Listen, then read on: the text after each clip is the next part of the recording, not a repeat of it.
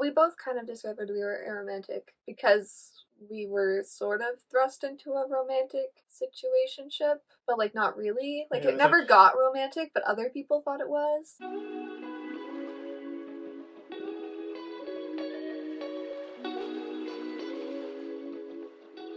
Hello, lovely humans, and welcome to the space on the internet. For today's video, we are going to be talking about different signs that could indicate if you might be aromantic. If you don't know what aromantic means, I have lots of videos on the topic of aromanticness, and you may go watch them. The signs we are about to list are specifically ones that we've noticed in ourselves, but obviously everybody's different, and these won't necessarily apply to all people. Meaning that if you're aromantic, you might have none of these signs, and if you're not aromantic, you may have all of these signs. But I do think that there is more often than not an overlap between having these experiences and being aromantic. So without further ado, let's get into it. Number 1, you hated Truth or Dare in like your middle school era. And you hated it because all everyone ever asked was who you had a crush on. And when you said you didn't have a crush on anybody, or were bored by the concept of crushes, nobody believed you and thought you must just be hiding something. Number 2, going on romantic dates without realizing they were romantic dates until after the fact. So this has happened to me, I believe, twice.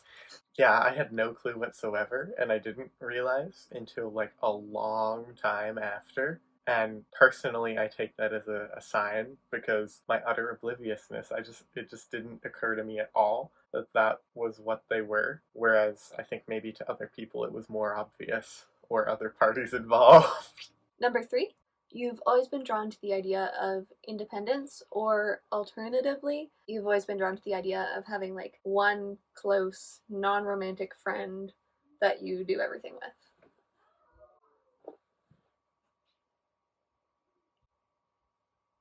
I think this one speaks for itself. If you're never really showing interest in having a romantic partner, could be because you don't have an interest in pursuing romantic relationships, which could be because you don't experience romantic attraction, which is what being aromantic is. Yeah. I've heard a lot of other people's thoughts about like this just on the internet, like the difference of how much you might find yourself thinking of the nature of the relationship you want, or this might attach to a different point we're going to talk to later, so I won't go too far into it. Number 4, breakups in like the romantic sense, where people just like split and don't talk to each other anymore because you don't like each other, don't make a lot of sense to me. And I know it's a lot more complicated than that. Like, I get that there's a lot of nuance, and maybe it's just for, like, the emotional health of both of the people involved. But just the concept of being vulnerable to a human and then just, like, boom, revoking that in, like, with a sentence or two is, like, what? Like, I get it, but... Like, you rarely hear of romantic partners growing apart. Well, like, yeah. Like, that's not really a thing that happens. Like, it's you break up or you don't. It's not like you drift and just, like, suddenly the nature of your relationship is, like, no longer romantic and eventually stop talking to each other. Like, I feel like maybe that happens. I'm not in romantic relationships, but yeah. I feel like that's a lot less common than a more stark breakup. No, because you hear about people, like, drifting, but it's like they're still like in a romantic relationship. Yeah, they're still... they feel more distant, I guess. Yeah, it's an emotional drifting, not like a physical drifting. But then, yeah, like the fact that it's just like terminated. And I know there's lots of exceptions to that. Like, there's a lot of nuance there, but just like the typical media portrayal of just like, slice, the tether has been broken. Number 5, you're the odd one out in your peer or friend group. You may be interested in different things or be the only one not seeking a romantic relationship. And a lot of these signs, I just want to say, I think are most evident in your like early teen years, when most other people are becoming interested in romance to some degree and actually pursuing it. And that's when it becomes more obvious. Like, now I don't really experience a lot of these things, but when I was like 13 and 14, I did a lot. I agree. So keep that in mind. If you're like 26 and watching this video, don't think that because you don't do these things now, that is like, oh, they don't apply to me. Think like, when I was 13, was this true of myself? Some of them go in and out, but like for the most part, it's a puberty thing, I think. Number 6, it's just the vibe. The vibe. The The vibe. I feel like you really can't discount that just sometimes it is what it is. It's just the vibe. You might not have these types of distinct experiences, or maybe you haven't had the time to reflect on them in yourself, so you don't see them. You don't have like a list, or you haven't categorized them. But like if you feel it, that's still valid, and I think I agreed with that. Like I feel like there were definitely times before I even knew what it was, like what being aromantic was, but like still had that idea of just like that the feeling of difference from the typical trajectory of other high school humans seeking out romantic relationships and stuff. And it was very much a vibe created by contrast. It was subtle. I didn't know exactly what it was until later when I was educated. And I just want to add to that personally, I identify more with aromantic than I do with asexual, even though I'm both. And I think that the general understanding within the aromantic community is that the label aromantic is more broad than the asexual label, which isn't like a definitive thing, just like based on the ways we define it, it is more open, I think, because aromantic can include people who don't conform to amatonormativity in a lot of ways. And it's a lot more like just identifying with the vibe. It's not like as like, oh, if you don't experience attraction romantically, you're aromantic. Like there's a lot more in that sense to it. Whereas I think with asexuality, it's more like there's a lot of ways to not experience sexual attraction. But like if you don't, that's asexual. Whereas like if you have a complicated relationship with romantic attraction, that can still be aromantic. Yeah. If you have an atypical relationship with romance or just love in general, and it expands like beyond romantic relationships into platonic and sensual and all the relationships, like that's also a facet of aromanticism. Yeah. So like the vibe, I think in terms of being aromantic is more important than the technicality of it. Mm-hmm. No, I think you said that really well. Like, it's just the concept of romance, or the lack thereof, is just like so broad, and that looks so different for anybody who experiences it, which goes for all identities. But I think it's just particular, like when you ask somebody what romance is, like what is it? Maybe that's just me being aromantic, but like maybe it's a set of behaviors. But often, like I feel like people cite it as being a feeling, and I think it's probably just up to how you interpret your feelings for other people and the things you want out of the relationships you have with other people. So it's big, it's broad, it's the vibe. It's the vibe. It's the vibe. Sparkles. Rainbow. Number 7. I said this in the signs you might be asexual video, which you may have seen, but it still kind of rolls over into aromanticism as well. If when you're asked if you're straight, you reply, I guess. I don't know. Sure. Yeah. That's cool. That fits me, buckaroo. Yeah, sure. Or if you feel some sort of passivity or confusion surrounding your sexuality and romantic orientation, but not enough to have questioned whether you might be like gay or bi, then that could be an indicator that you have a, this isn't accurate, but I want to say like milder identity, in the sense that in terms of practice and the things you do because of the way you identify, it doesn't differ as much from hetero-ness as say like someone who's very gay. I don't know how to say that properly, but you know, I don't know. I think I can relate to that. Like, I think it's similar to because the like vibe. the indifference that some aromantic people feel towards romance, and like just the feeling of separation, while it's a very different experience to all other alloromantic identities, because there's no attraction to indicate otherwise that you might not be straight. I don't know, you just may not think to question it. Yeah, haven't we talked about that before? Where it's like, for like with asexual people, like it's easy to say like, oh yeah, I'm bi, because it's like if you don't feel that, or anyone, which isn't the case for all asexual people, but like if you were like just didn't feel attraction for anybody, then the attraction you feel for everybody is the same.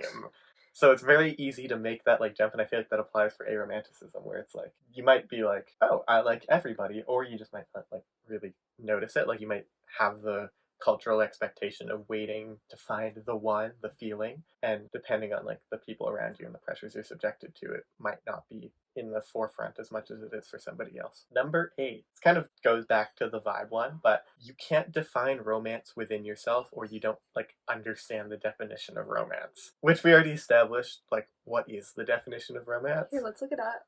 Ooh, yeah, this is gonna be really embarrassing if there is one, and well, I'm sure there is one, but like, A feeling of excitement and mystery associated with love. well, I feel like obviously trying to put something like this into words is a little limiting, but when something is exciting and mysterious and associated with love, that's just if you associate those feelings with love. I feel like a lot of that could be cultural, but like that just comes down to the person. But at least there's common portrayals of it, and in my case, I very much did not get those. Or like watching media, sometimes you just might really miss some key detail, and sometimes like the romantic scenes and interactions just don't make a lot of sense, and it might not be obvious because you're just used to seeing it, but that's definitely my experience. Number 9, What? getting into a romantic relationship or romantic situation and feeling a lot of anxiety surrounding it. Like, you're not sure if another person involves intentions, and you're not sure of your own feelings around the situation, and then you just kind of dread it. In my case, it was because I was aromantic. I relate to that because it's like not like the getting into a romantic relationship thing,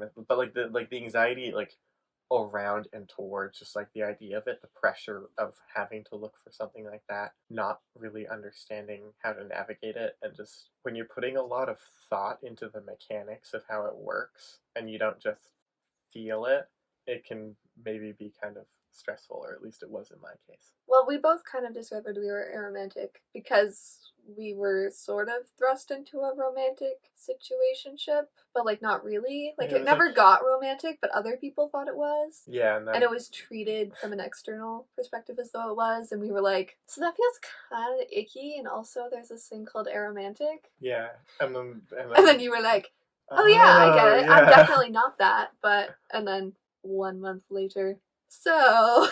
Yeah, I was like, what? No, there's no way that could be the case. And then I was like, oh, wait, that makes my nervous tummy feel so much better. But yeah, we both figured out we were aromantic because we were put on a romantic spotlight together and didn't like it very much. We really thwarted that. Keep Keep me me up, on, keep keep me me up. on. Number 10. Other people seeming to think you're a romantic person because they've just like mistaked your actions or general kindness to be like romantic behaviors. I guess this is hard for me to talk about. Not like actually, but just like in the sense that it feels weird to be like, yeah, I'm such a nice person that everybody thinks I'm so romantic. But it's But happened multiple times where it's people true. are like, I've been headcanoned as like a hyper romantic person by lots of individuals because I guess I was being nice. It feels so weird to say. I don't know how to say I this. also think it has to do with the fact that, like, because you have a gender nonconforming presentation, other gender nonconforming and queer folk feel safe in your presence, and then the fact that you're like really just a nice fuzzy person, not like fuzzy in the literal sense, but like I don't know, fuzzy. Fuzzy. But I think it has to do with the fact that you seem very approachable by gay people who like already have to be looking for signs of romantic interest because you don't know if someone's gay or not. Yeah, maybe they're more like that. Also goes back to the romantic dates thing. Both the instances were with very much queer people, and like it becomes more than a coincidence after it's happened more than once. So just I'm just a queer magnet. Number 11. This one's kind of specific, but if you've already been into like the aspec internet research situation to figure out what the heck you are, I know I thought at some point on my aromantic discovery that I must just be asexual and alloromantic because that's more socially acceptable than being aromantic and allosexual, because then you're like this monster with no feelings who just wants sex, which isn't true at all No, in any no. sense of the word, but like that's the impression that a lot of people might get initially, and even yourself if you have those preconceived ideas about the identity terms. But yeah, that was something that I felt. So if you're like, oh, I'm just asexual, I still am romantic, but you're kind of like, but am I? Or is it just the society in my brain? This is well, I live in a society. I live in a society. But it is so true. Like I feel like just we commonly forget that there's so many ways to feel and feel about other people and be attracted to other people, and it's not always, it's again just defined by you individually, what you define as romantic, or what you how you feel sexual attraction or the lack thereof, the lack of romantic attraction, like platonic attraction, sensory attraction. Like you can feel ways for people without there being any inherent string tied to that. And I feel like it's very common to be like, oh, well, romance is also sexual attraction, or like vice versa. So like people have a hard time separating them sometimes, I think. Number 12, being always skeptical of others' devotion to monogamy and amatonormativity. An example of this might be like when cheating is used as a plot device in television, and I think we have some thoughts on that. My thoughts on that are the fact that, like, ultimately I consider the fact that amatonormativity doesn't register in my brain and I want to destroy it as the center of my aromanticism. So that also involves non-monogamy. So monogamy doesn't make sense to me. Amatonormativity doesn't make sense to me. But like as an extension of that, things like cheating, I'm like, because I don't register that that means you're attracted to someone and that's a big deal. I don't know. I feel like I hold some indifference around it. Yeah. No, I think again, it's like the intersection of different like attractions and just like the way you navigate your relationships with people. And once you also are alloromantic and allosexual, it can like I think it can prompt you to address how you feel about those things a lot more. And I think it fosters things like relationship anarchy in a very awesome way. Not that there's anything like inherently wrong with monogamy. People vibe with that, and if you vibe with that, you vibe with that, and that is a vibe. But not my vibe. Yeah, it's not everybody's vibe, and as an assumption, I don't think it necessarily has to be the thing. There can be so many different ways to have relationships with the people around you. And our last and final sign, and perhaps the most indicative, is the fact that you there, person in my internet screen, are watching this internet screen video. We got you. Gotcha. If you're watching this video and actively scouring the world and internet for signs to like prove or disprove that you could be aromantic, questioning is a big indicator that maybe something's not up, because if you feel like, of course there's nothing wrong with questioning and coming to the conclusion that like, no, I think I'm what I always thought I was, but it's a little suspicious. It's healthy to question no matter like what your identity is, but like the fact that you are means that you are likely feeling something in contradiction to the world you see around you. Could be arrow, bro. Yeah, could be. That's just one of many possibilities, and that's for you to find out. We're just here to give you some guidance. Okay, that's all of our signs for this video. Comment if you have any of these signs, or if you have other signs that you personally experience that you think would be helpful for others to know. And otherwise, farewell of the humans. We'll see you next time in this space on the internet. Woo!